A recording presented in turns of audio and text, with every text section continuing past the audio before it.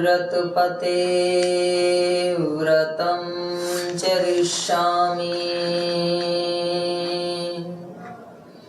तच्छकेयं तन्मे राध्यताम्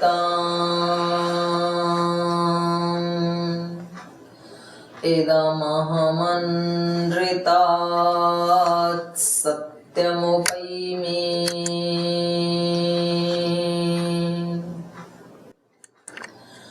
ॐ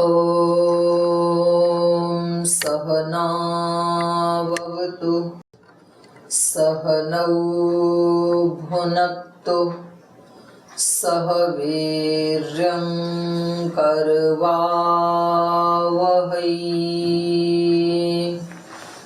तेजस्विनावधीतमस्तु मा विद्विषावहै ॐ शान्ति शान्ति शान्तिः।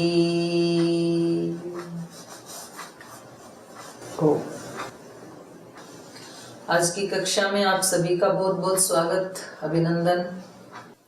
और बात कल चल रही थी, विषय चल रहा है योग के अंगों का अनुष्ठान करने से, जो योग के 8 अंग हैं उनका पालन करने से क्या लाभ होगा, क्या फायदा होगा, हमें क्या फल मिलेगा। तो कल हमने 2 अंगों के बारे में चर्चा की थी। पहला क्या था? अहिंसा।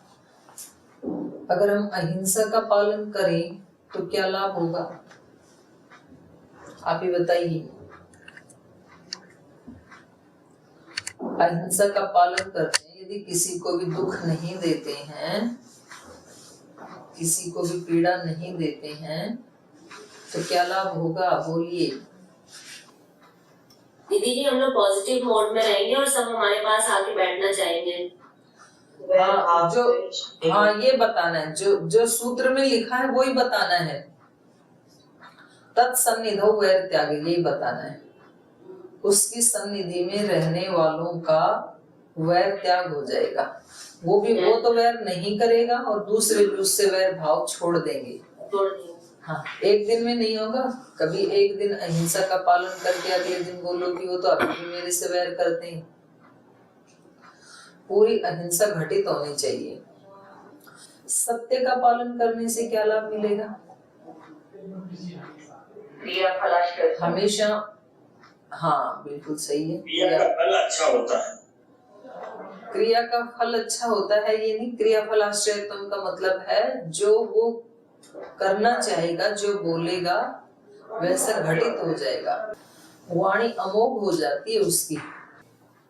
तो यहाँ तक के पाठ से किसी को कुछ समझ ना आया हो, कुछ पूछना हो, कोई डाउट हो, कोई संशय हो, करके देखा हो, आज के दिन करके देखा अहिंसा और सत्य का पालन, किसी ने प्रयोग किया कुछ। इसे पाठ खत्म होने के बाद एक आहुति डाल के जाते हो, इदन्ना ममा, ये दीदी के लिए ही ठीक है, ये अहिंसा सत्य, इदन्ना ममा हमारे लिए नहीं है। ऐसा करते हैं क्या? हम सब के लिए है। तो रोजाना मेरे को अपने अनुभव बताने हैं। केवल कथा मात्र नहीं सुनना, उसको वैसा जीना है। क्योंकि अभी पाठ के साथ साथ मेरे साथ साथ तो अभ्यास हो जाएगा, तो छोड़ने के बाद तो दिक्कत होती है। फिर अकेले में करने में तो किसी के साथ साथ तो अभ्यास हो जाता है। इसलिए जो मैं पढ़ाती हूँ उसका अगले दिन जब तक मैं ना आऊं तब तक आपको अभ्यास करना है और अपने अनुभव बताने हैं आपको। और अनुभव में जहाँ ठीक लगा वो नहीं बताना, अनुभव में जहाँ दिक्कत आई वो बताना है। हाँ, नहीं तो फिर वो तुष्टि दोष करके ना आप अपनी प्रशंसा करने लग जाते हो फिर। तो इसका पालन करते हुए कहाँ आपको, आपकी गाड़ी कहाँ अटकी, उसको ईमानदारी से यहाँ शेयर करेंगे तो फिर आपकी शक्ति बढ़ जाएगी। ओके, थैंक यू दीदी। एक्चुअली मुझे पूछना था कि जैसे छोटी छोटी चीजों में हम लोग अहिंसा करते हैं, कीड़ों को मार दिए, मच्छर मार दिए, कॉकरोच मार दिया, तो ये भी अहिंसा होगा क्या? अहिंसा नहीं, हिंसा है। हाँ अहिंसा, सॉरी, हिंसा ही होगा क्या? हाँ बिल्कुल हिंसा है, क्यों हिंसा नहीं, वो भी तो जीव है। तो वो काट रहे हैं पौधों को, Recording in progress. वो भी हिंसा है। तो उस केस में क्या करनी चाहिए? करना क्या चाहिए, अब हिंसा लगेगी और उसका फल भी भुगतना पड़ेगा। ओके, और क्योंकि क्या? मच्छर काटते हैं तो इतनी तेज लगती है कि वो तो बिना मारे से चलता नहीं है। हाँ, तो ठीक है, नहीं चलता है तो अब थोड़ा सा इतना सा दंड तो मिलेगा। तो आपने किसी की हिंसा की है, ये ठीक है, वो काटते हैं तो वो भी हिंसा कर रहे हैं। तो ये कुछ हिंसाएं, मैंने एक दिन पहले भी बोला था, अपरिहार्य होती हैं। अपरिहार्य का अर्थ होता है जिसको हटाया नहीं जा सकता, वो होगा ही। खेती करते हैं तो हिंसा होती है ना, तो सब खेती करना छोड़ेंगे क्या? पर हिंसा तो है, इसलिए रेडी रहना, इतना फल तो मिलेगा। जितने कॉकरोच मारे हैं और जितने मच्छर मारे हैं, या तो नहीं, आप अपने अपने कीड़े लग जाते हैं तो उनको भी नहीं मारो तो वो फिर बढ़ते जाते हैं। नहीं तो आप अपने घर को इतना साफ सुथरा रखो ना, मच्छर पैदा ही ना हो और कॉकरोच आए ही नहीं। ये भी तो हो सकता है। स्प्रे करना, ये बिना स्प्रे किए ये भी तो हो सकता है, इतना साफ सुथरा रखें कि मच्छर मक्खी आए ही नहीं और मारना भी ना पड़े, ये भी हो सकता है। सही बात है। सही है ना? तो जहां तक बचा जा सके उतना तो बचना ही है। अच्छा, मैं ये कहती हूँ, मच्छर मारने से या कॉकरोच मारने से फिर भी कम हानि होती है, और लोगों को बुरी भावना और बुरा विचार रख के जो मारते हैं ना, वो ज्यादा हानिकारक है। सूक्ष्म हिंसा ज्यादा खतरनाक है, स्थूल वाली फिर भी कम है। पर दीदी एक और क्वेश्चन था, ये ज्ञान योग और कर्म योग में क्या डिफरेंस है? नहीं, डिफरेंस नहीं है, दोनों एक दूसरे से जुड़े ही हुए हैं। जब हमें अपनी आत्मा से जो सत्य यहाँ शास्त्र में बताए हैं, महर्षि पतंजलि जी ने बताए हैं, और वैसा ही हमें अपने अंदर से भी फील होने लगता है, तो ये ज्ञान योग है। और उसके अकॉर्डिंग जब कर्म करने लगते हैं, वो कर्म योग है। तो ये तीनों आपस में इंटरकनेक्टेड हैं, ज्ञान योग, भक्ति योग, कर्म योग। अलग अलग नहीं है कि भाई इनका कोई संबंध नहीं है, ऐसा नहीं है। जो व्यक्ति भक्त होगा वो जरूर ज्ञानी भी होगा, क्योंकि ज्ञान के बिना भक्ति हो ही नहीं सकती है। वो तो ईश्वर कार्य योग और कर्म योग डिफरेंट है। कर्म योग और कार्य, आपको कार्य योग और कर्म योग तो एक ही बात है। उसको क्रिया योग भी कहें या कर्म योग। जैसे यहाँ योग दर्शन के द्वितीय पाद में जहाँ से हमने पाठ प्रारंभ किया, तो महर्षि पतंजलि जी ने उसको कहा क्रिया योग, और गीता में भगवान कृष्ण ने उसी को कहा है कर्म योग। वो दोनों एक ही हैं। इसका अर्थ है कर्म करते हुए या क्रिया करते हुए योग में स्थित रहना, योगस्थ होकर के क्रिया या कर्म करना, तो उसको क्रिया योग या कर्म योग कहेंगे। और ज्ञान योग हुआ, ज्ञान योग उससे जुड़ा है। कर्म योग हो ही तब पाएगा जब आपको वैसा ज्ञान होगा। आपको जब ये ज्ञान होगा कि कर्म करते हुए ईश्वर प्रणिधान की स्थिति में रहूं, अपने कर्मों को एक पूजा समझ करके करूं, अच्छी प्रकार से करूं। प्रैक्टिस कर रहे हैं ज्ञान। नहीं, वो प्रैक्टिस होगी ही तब जब पहले आपको ज्ञान होगा। ओके। और जितनी आप प्रैक्टिस कर लोगे तब और ज्ञान उत्पन्न होगा अंदर से। फिर प्रैक्टिस करते समय वो कार्य और सुंदर होगा, पहले से भी ज्यादा सुंदर होगा। फिर ज्ञान और बढ़ेगा, फिर वो कार्य और सुंदरतम होगा। सुंदर होंगे कार्य, फिर सुंदरतर होंगे, फिर सुंदरतम होंगे, फिर और ज्ञान बढ़ेगा, तो फिर वो कार्य भगवान की पूजा बन जाएंगे, उसका कर्माशय नहीं बनेगा। तो जैसे जैसे अशुद्धि का क्षय होता रहेगा, वैसे वैसे ज्ञान की दीप्ति बढ़ती जाएगी। तो ये हमने प्रारंभ वहीं से किया था, योगांग अनुष्ठानात। जब इनका अनुष्ठान करते हैं, देखो बोलने से और केवल पाठ सुनने से तो कुछ भी नहीं होगा। ये केवल 1 घंटा हमारा सात्विकता से सत्संग में बीत जाता है, इतना फायदा तो होगा, लेकिन चेतना या संस्कारों के स्तर पर कुछ भी फायदा नहीं होगा।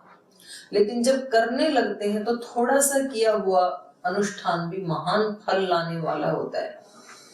तो उस अशुद्धि जितनी जितनी हटती जाएगी, ज्ञान दीप्ति उतनी उतनी बढ़ती जाएगी, और फिर एक स्थिति आएगी विवेक की।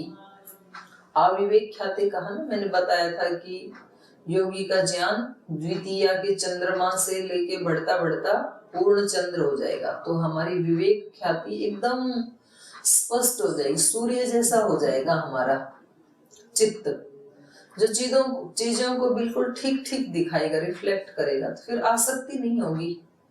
चीजें जैसी हैं वैसी जब दिखने लगती हैं तो फिर उनमें आसक्ति नहीं होगी। हमारी आसक्ति नहीं होगी तो हम निष्काम भाव से सब कर्म कर पाएंगे। तो ये धीरे धीरे बढ़ता जाएगा। तो ज्ञान योग और कर्म योग, और इसके साथ ही जुड़ा है भक्ति योग, जो अपने कर्तव्य कर्मों को भगवान के प्रति श्रद्धा भक्ति रखता हुआ, समर्पण रखता हुआ अपने कर्मों को करता है। तो ये भगवान की भक्ति है। भगवान जी कह रहे हैं आप मेरी पूजा अपने कर्मों से करो। धूप दीप जला करके, नैवेद्य रख करके, फूल, मेरे बनाए हुए फूल वहां से तोड़ के थाली में रख करके मेरी पूजा मत करो। और करना है तो कभी कर भी लो, लेकिन उसके साथ साथ अपने कर्मों से पूजा करो तो सिद्धि मिलेगी। स्वकर्मणा तम अभ्यर्च सिद्धिम विन्दति मानवः, ये गीता का श्लोक है। तो आपको कल मेरे को ये बताना है कि सुबह से शाम तक, मतलब कल सुबह से कल इस समय 5 बजे तक आपने कौन कौन से काम तो पूजा की तरह से किए, जब आपको याद था वो काम करते हुए कि मैं भगवान की पूजा कर रही हूँ, और कौन कौन से काम करते हुए आप भूल गए थे। इसकी काउंटिंग करके बतानी है आपको, सबको बतानी है। कल पाठ की शुरुआत यहाँ से ही होगी, क्योंकि प्रैक्टिस किए बिना तो फिर इसका फल नहीं आएगा ना। तो ये मेरा भी कर्तव्य बनता है कि मैं आपकी प्रैक्टिस करवाऊं। दीदी आपने अभी गीता की बात की तो एक और क्वेश्चन मेरे मन में आया कि उसमें यज्ञ की बात बहुत की गई है। किसकी? यज्ञ। हाँ, यज्ञ की बात की गई है। हाँ, तो वो यज्ञ जो हम लोग करते हैं, मेरे ख्याल से वो अंतर मन के यज्ञ की बात हुई है या दोनों की है। बाहर वाला यज्ञ भी करना चाहिए और सब कर्म भी यज्ञमय हो जाने चाहिए। क्योंकि वो 5वां या 6ठा अध्याय में पढ़ रही थी तो उसमें यज्ञ की बात बहुत है। वो हम पढ़ लेंगे, हमारे सिलेबस में है, तो उसी समय उसकी चर्चा कर लेंगे। ओके, ठीक है। हाँ जी, रश्मि जी बोलिए बहन। दीदी जी नमस्ते। और दीदी जी, जैसे ये प्रॉपर्टी के झगड़ा हो रहा है अगर भाई बहन के बीच में, कभी घर में होता है और हम बीच में कभी नहीं भी बोल पाते हैं, तो ये किसमें आएगा? कृत कार्य के अनुमोदित में आएगा? मुझे नहीं, आपके मन में कौन से व्यक्ति को सही ठहरा रहे हैं आप, बहन को या भाई को, तो उसका अनुमोदन माना जाएगा। घर में जैसे झगड़ा हो रहा है तो आपको यदि ये लगता है कि वही बहन ठीक है तो आप बहन का अनुमोदन कर रहे हैं। आपको लगता है कि नहीं बहन गलत कर रही है, भाई ठीक है, तो फिर भाई का अनुमोदन हो रहा है। वो तो व्यक्ति जानता है वो किसको ठीक मानता है। तो ये ठीक नहीं है ना दीदी जी? मतलब इसका पाप लगेगा अगर हम नहीं बोल रहे हैं बीच में, या कुछ ऐसा है? नहीं, ऐसा नहीं है। आप यदि कोई गलत काम करवा रहे हैं तो अनुमोदन होगा। आप मौन हैं तो नहीं लगेगा। मौन होते हुए भी करवा रहे हैं यदि आप, अच्छा, मानो आप भाई बहन का झगड़ा करवा रहे हैं यदि, और बोलते तो नहीं है कुछ भी वाणी से, लेकिन अंदर से सपोर्ट कर रहे हैं, तो तब वो फिर अनुमोदित श्रेणी का पाप माना जाएगा। आप मौन हैं, निर्लिप्त हैं दोनों से, तो फिर तो कुछ कोई पाप नहीं लगेगा तब तो। और एक चीज पूछनी थी दीदी, जैसे हम किसी इंस्टीट्यूशन में काम करते हैं और वहाँ पे कुछ ऐसे वेतन आदि बढ़ाने के लिए बात करते हैं और वो नहीं मानी जाती है, तो हमारे मन में क्या आता है कि जब मैं चली जाऊंगी या मेरे अभी ये नहीं सुन रहे हैं तब इनको पता चलेगा या ऐसा कुछ रहता है, तो वो भी आपकी श्रेणी में आता है ऐसा सोचना, मीन्स कृत कार्य अनुमोदित। हाँ, पाप तो नहीं है, लेकिन वो नेगेटिव भावना की श्रेणी में तो आएगा, पॉजिटिव वाली में नहीं आएगा। हमने एक बार कह दिया, देखो एक होता है सांसारिक जीवन, एक होता है योगी जीवन। अब ये यौगिक जीवन उससे बिल्कुल ही अलग होता है। तो यदि हम योग का अनुष्ठान कर रहे हैं तो हमने एक बार अपनी बात कह दी प्रखरता के साथ, देखो हम यहाँ सेवा कर रहे हैं और ईमानदारी से सेवा कर रहे हैं, तो जितना हम डिजर्व कर रहे हैं उतना आपको वेतन देना चाहिए। फिर भी यदि वो नहीं दे रहे हैं तो फिर आप इसको भगवान की न्याय व्यवस्था में छोड़ दो, पर अपना काम उतनी ही ईमानदारी से करते जाओ, तो वो न्याय फिर ईश्वर करेंगे, तो वो आपको ब्याज समेत मिल जाएगा। यदि आप सच में डिजर्व कर रहे हैं तो कब मिलेगा, कैसे मिलेगा, कहाँ से मिलेगा, ये उसके ऊपर छोड़ दो। और यदि आप डिजर्व नहीं कर रहे हैं तो फिर आप ये विश्वास रखो कि इतना ही मिलना था मेरे को, इतने की ही मैं योग्यता रखती थी। पर अपना चित्त अप्रसन्न नहीं होना चाहिए। बात तो कहनी है अपनी, ऐसा नहीं है कि ठीक है जितना है बस उसी में संतुष्ट हो गए, आगे कोई कोशिश ही नहीं करनी आगे बढ़ने के लिए। कोशिश तो प्रतिदिन करनी है, प्रतिपल करनी है आगे बढ़ने की। आप किसी स्कूल में हैं तो आप हायर सेकेंडरी की कोशिश करें, हायर सेकेंडरी में है तो कॉलेज में आने की कोशिश करें, कॉलेज में है तो यूनिवर्सिटी में आने की कोशिश करें। तो उद्यानम ते पुरुष नावयानम, भगवान कहते हैं कि मैंने तुझे ऊपर उठने के लिए बनाया है। लेकिन ऊपर उठना केवल पदों से ही ऊपर नहीं उठा जाता है। जब आप अपनी बात कह करके और फिर आप अपने चित्त को शांत रख पाते हैं, ये असली अर्थ में ऊपर उठना है, क्योंकि ये करना बहुत कठिन होता है। और यदि ये कर लिया तो समझ लो आपने करोड़ों रुपए की कमाई कर ली, उधर से तनख्वाह बढ़े या ना बढ़े पर बहुत कुछ बढ़ गया हमारे अंदर, वो हमारे बहुत काम आने वाला है, वो ज्यादा इम्पोर्टेंट है। ठीक है, धन्यवाद जी। हो गया, चले आगे। हाँ शकुंतला जी। ओम दीदी माँ को प्रणाम। प्रणाम में दी, मेरे मन में एक क्वेश्चन था, जैसे हम लोग इतने दिन से अध्ययन कर रहे हैं, यम नियमों के अनुसार चलते हुए अपने संसारिक कार्य को निभाना। जी जी। और जैसे अभी अभी हमने कहा है कि कोई भी कर्म करते हैं भगवान को समर्पित करते हुए करें। हम काम करते हैं, जितना मेरा अपना अनुभव है कि पेरेंट्स के द्वारा ये संस्कार दिए जाते हैं कि अच्छे काम करना, अच्छा करना, संभाल के चलना, सभी को साथ लेके चलना, नम्रता से बोलना, प्यार से बोलना, जोड़ के चलना। ये करते हुए दीदी पता नहीं मुझे चलना नहीं आ रहा है या थोड़ा सा बहुत दिक्कतें होती हैं। और ये नहीं, दूसरा व्यक्ति ये सोचता है ये कर ही लेती है तो इसको जितना प्रेशराइज कर ले तो वो ज्यादा है। साथ में कोऑपरेट करने के लिए बचना सभी चाहते हैं, हाँ, करना कोई नहीं चाहता। सही। और ये हिंसा तो होती ही रहती है, वाणी के द्वारा तो आम छोटी सी चीज है। भावनाओं को हम लोग कैसे किसी की भावना का दमन करते हैं और उन भावनाओं से कैसे बीमारियां आसपास घर कर रही हैं, ये मेरे मन में बहुत से ऐसे क्वेश्चन है। तो प्लीज थोड़ा सा मेरा समाधान करें कि ये मन जो विचलित सा हो जाता है कुछ गलत होते हुए देखते हुए, कोई उसका समाधान करने की जगह मौन रह जाते हैं। हमारे पास अगर क्वालिटी है, पद है, घर में वो पोजीशन है, तो हमें गलत को कहना चाहिए ना। और अगर हम कह भी नहीं पा रहे हैं, बिल्कुल मौन है, और हमारी जो इतने सालों की मेहनत है, अगर हम गलत को गलत नहीं कहेंगे तो वो तो इतने सालों की मेहनत बेकार चली जाएगी ना। मौन रहना तो उचित नहीं लगता मुझे। तो थोड़ा सा मेरा इसमें, तो मैं ये नहीं कह रही हूँ कि जहाँ कहीं गलत है वहां आपको बोलना ही नहीं है, मौन रहना, ऐसे नहीं कह रही हूँ मैं तो कह रही हूँ कि जहाँ पर आपको बोलना है आप बोलें, जहाँ आपको कोई एक्शन लेना है आप एक्शन भी लें, पर अपने चित्त को विचलित ना होने दें। क्योंकि देखो जो आप सेवा कर रहे हैं जैसे मान लीजिए आप संगठन की सेवा कर रहे हैं और संगठन में आपके पास कोई पद है, आप राज्य प्रभारी हैं या राज्य कार्यकारिणी के सदस्य हैं या जिला प्रभारी हैं या अन्य किसी संस्थान में, किसी इंस्टीट्यूट में आप किसी पद पे हैं, आप हेड मिस्ट्रेस हैं, प्रिंसिपल हैं, जो भी।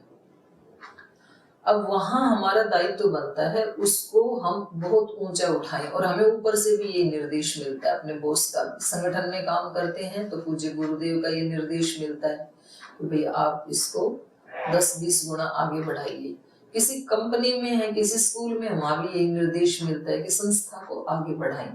आगे बढ़ाने के लिए हमें एक टीम की आवश्यकता होती है, टीम वर्क करना होता है। टीम में सारे व्यक्ति हमारी बात नहीं सुनते हैं। जब वो नहीं सुनते हैं तो हमें लगता है कि अब इनको कहें या ना कहें। अगर हम इनको आराम आराम से कहते हैं तो सुनते नहीं हैं, डांट के कहते हैं तो हिंसा हो जाती है। फिर यदि अहिंसा का पालन करें तो गुरु के आदेश का पालन नहीं होता, काम रुक जाता है। हम तो चाहते हैं आगे बढ़े और उसके लिए एक्शन लेते हैं तो इधर से योग का पालन नहीं होता है। तो ये एक समस्या हर व्यक्ति की होती है। अब हमें ये घर परिवार समाज में भी है। देखो अपने जो हम किसी संस्था से जुड़े हैं तो वो तो हम एक निश्चित समय देते हैं ना वहाँ तो वो सबका आ गया। एक उदाहरण तो एक ही दिया जाता है, वो एक्यूरेसी बराबर ही होती है हर जगह। तो ये समस्या हर व्यक्ति के सामने है। अब इसमें ये देखना है कि आप ज्यादा वेटेज किसको देते हैं, ये व्यक्ति के ऊपर डिपेंड करता है। आप अपने आत्म उत्थान को ज्यादा वैल्यू देते हैं या सांसारिक उत्थान को ज्यादा वैल्यू देते हैं। आप स्वतंत्र हैं, आप एक बिल्कुल इंडिपेंडेंट आत्मा हैं। आप यदि किसी संस्था में सेवा के लिए भी जुड़े हैं तो अपने स्वतंत्रता से जुड़े, कोई जबरदस्ती नहीं जोड़ सकता है। नहीं जोड़ती। आप किसी नौकरी पेशा को आपने कोई ऐसा ज्वाइन किया है, वो आप स्वतंत्र रूप से आपने ज्वाइन किया, वो आपके बॉस आपको जबरदस्ती नहीं लेके आए थे। नहीं। तो हम जो भी कर रहे हैं हम स्वतंत्र हैं उसको करने में। तो हमें ये खुद देखना है कि मुझे ज्यादा वेटेज किसको देना है। और देखो कुछ पाने के लिए कुछ तो खोना पड़ता है। अब आप किस चीज को वेटेज दे रहे हो ये आपको देखना पड़ेगा। तो यदि आपको सांसारिक उन्नति में ही अपने जीवन की सफलता दिखती है, कृतकृत्यता दिखती है, आपको लगता है कि यदि मैंने ये नहीं किया और ये लोग नाराज हो गए, चाहे मेरा बॉस नाराज हो गया या मेरे सास ससुर संबंधी, वो सब जगह लगेगा ये सूत्र। इसलिए मैं कोई एक ही उदाहरण लेके चलूंगी। संगठन में सेवा नहीं कर रही तो दीदी का आशीर्वाद नहीं मिलेगा, उनका प्यार नहीं मिलेगा, गुरुदेव का आशीर्वाद नहीं मिलेगा, उनकी प्रीति हमें नहीं मिलेगी, घर में रहते हैं तो बड़ों की नहीं मिलेगी और वो मेरे लिए बहुत महत्वपूर्ण है। तो मुझे किसी भी हालत में उनकी प्रीति को प्राप्त करना है। एक उद्देश्य ये है। और दूसरा उद्देश्य ये है कि मैं 100% अपनी तरफ से सेवा करूंगी, उसमें 99% नहीं होगा। लेकिन फिर भी यदि मुझे उधर से उतना रिस्पॉन्स ना मिले, प्रेम ना मिले तो भी कोई बात नहीं, लेकिन मैं अपने धर्म को, योग को, सत्य को, इसको नहीं छोड़ सकती हूँ किसी भी कीमत पर। तो फिर व्यक्ति उसको ज्यादा वेटेज देगा। तो जितने भी महापुरुष हैं, आप ये कभी नहीं कर सकते कि आप संसार को भी खुश रख लें, संबंधों को भी खुश रख लें और आप भगवान को भी प्राप्त कर लें। ऐसा कभी नहीं होगा, क्योंकि कुछ पाने के लिए कुछ खोना पड़ता है। लेकिन कितनी मात्रा में खोना है जिससे बैलेंस बना रहे, ये देखना होगा। पर इन दोनों में भी अगर देखा जाए तो जो दूसरे को प्रभावित कर देगा वो अध्यात्म का मार्ग है। यदि आप योग मार्ग पे चलते हुए दूसरे की डांट भी खा लेते हैं तो एक दिन ऐसा जरूर आएगा जब वो व्यक्ति भी आपको प्यार करेगा, क्योंकि वो एक एनर्जी जुड़ती जा रही है और वो एनर्जी प्रभावित करती है दूसरे व्यक्ति को। रावण राम का जानी दुश्मन होते हुए भी राम से दबता था, क्योंकि राम के पास आध्यात्मिक शक्ति थी। हिरण्यकश्यपु राजा होते हुए भी अपने बेटे से प्रेशराइज होता था, क्योंकि उसके पास आध्यात्मिक शक्ति थी। इसलिए सर्वोच्च शक्ति तो योग की ही है, अध्यात्म की है, लेकिन वो शक्ति को हम कितनी वेटेज देते हैं। ऐसा नहीं हो सकता है कभी भी कि आप उसके लिए प्रयास भी ना करें और वो शक्ति आपको मिल जाए, ऐसा नहीं होगा।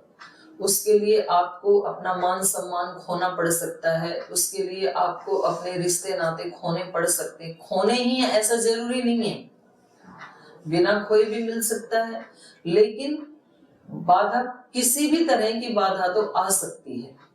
और वह उस ऐसी स्थिति में हम ये सोचते हैं कि मैं इनको ठीक करूं किसी भी तरह से, दूसरे को ये ठीक हो जाए तो फिर मेरी उन्नति हो जाएगी, मेरी आध्यात्मिकता भी नहीं बिगड़ेगी और मेरे संगठन का भी काम हो जाएगा, ये लोग ठीक हो जाएं तो। ये धारणा बिल्कुल गलत है। दूसरे ठीक नहीं होंगे, ठीक अपने को करना है। आपको लगता है जी हम तो ठीक है, अब हमारे को और क्या ठीक करना पड़ेगा, सारा टाइम देते हैं, अच्छा सोचते हैं, अच्छा काम करते हैं, तब भी दूसरे सुनते ही नहीं है। नहीं सुनते हैं तो दूसरे को बदल दो, अच्छे और किसी को लगा लो, जिसकी जितनी सामर्थ्य है उसको उतना कार्य दे दो। बोल जी और कोई तैयार ही नहीं है, तो जब तक कोई दूसरा तैयार ना हो तब तक उसको झेल लो, स्वीकार कर लो। तो देखो समाधान तो खुद ही निकालना पड़ेगा। व्यक्ति को ये सोचना पड़ता है, अब किसी माँ के, आजकल तो वो परिपाटी नहीं, पहले जमाने में होता, किसी माँ के हाथ में बच्चा है और सिर के ऊपर घड़ा है और दूसरे हाथ में पानी की बाल्टी वो लेके आ रही है और अब कहीं ठोकर लग गई तो उस घड़ा भी बचाना है उसको और अपना बच्चा भी बचाना है। लेकिन जब वो गिरने लगी तो इन दोनों में से वो ज्यादा प्रायोरिटी किसको देगी, घड़े को देगी या बच्चे को देगी? भाई घड़ा टूट जाए तो दूसरा आ जाएगा, इतना नुकसान सहन किया जा सकता है, लेकिन बच्चे को चोट नहीं लगनी चाहिए। तो ये देखना पड़ेगा कि आध्यात्मिकता को ज्यादा बचाना जरूरी है या संगठन को बचाना ज्यादा जरूरी है। एक स्थिति वो होती है कि हम बाहर की सब चीजें सेट कर लेते हैं लेकिन खुद अपसेट हो जाते हैं उसको करते करते। और एक स्थिति ये है कि बाहर थोड़ा नुकसान हो गया, उसके कारण डांट भी पड़ी, पर अपने आप को अपसेट नहीं होने दिया। तो मेरी दृष्टि में तो ये ज्यादा ठीक है। पर उसको छोड़ देना कि भाई जो भी होता है होता रहे, मुझे अपनी हानि नहीं करनी है, देखो ये भी गलत है। क्योंकि ऐसे यदि हम छोड़ देंगे तो अच्छा समाज कहाँ से लाएंगे? तो पेन भी लेनी पड़ेगी, पर उसमें हम जितना कर सकते हैं उतना करेंगे। उसके बाद कोई और आएगा। श्री राम के जाने के बाद भी तो आवश्यकता थी ना इस धरती को सुधारने की। कृष्ण के बाद भी आवश्यकता थी, इतने ऋषियों के बाद भी आवश्यकता बनी रही, आज भी आवश्यकता है। आज जो साधु संत महात्मा योगी हैं उनके जाने के बाद भी आवश्यकता बनी रहेगी। ये संसार है। हर व्यक्ति यही सोचता है कि मैंने अपने जीवन में बहुत अच्छा करने के लिए अपना सब कुछ लुटा दिया।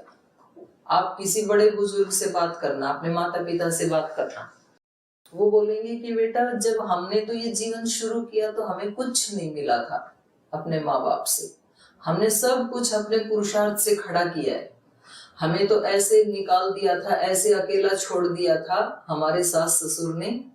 हमने तो अपने मेहनत से अपना घर बनाया, ये किया ये किया। और आपके माता पिता के रहते यदि आपके दादा दादी जिंदा हैं तो आप उनके पास बैठ के देख लेना, नाना नानी के पास बैठ के देख लेना, वो भी यही कहानी सुनाएंगे। बेटा हमने तो सब कुछ अपने हाथों से बनाया, हमें कुछ नहीं मिला था। 99% लोग यही कहानी सुनाएंगे। तो अब मेरे को ये प्रश्न उठता है कि जब हमारे दादा दादी भी यही बात कह रहे हैं कि हमने तो अपने हाथों से सब कुछ बनाया, हमें कुछ नहीं मिला था, तो फिर यही बात ही माता पिता क्यों कह रहे हैं? और जो ये माता पिता कह रहे हैं भाई इनको तो मिला ना अपने बाप का बनाया हुआ, और ये जो माता पिता कह रहे हैं फिर इनके बच्चे भी, हमारे भाई बहन है वो भी यही बात कह रहे हैं। तो हर व्यक्ति को यही लगता है कि यहाँ कुछ नहीं था, मैंने बनाया अपने हाथों से।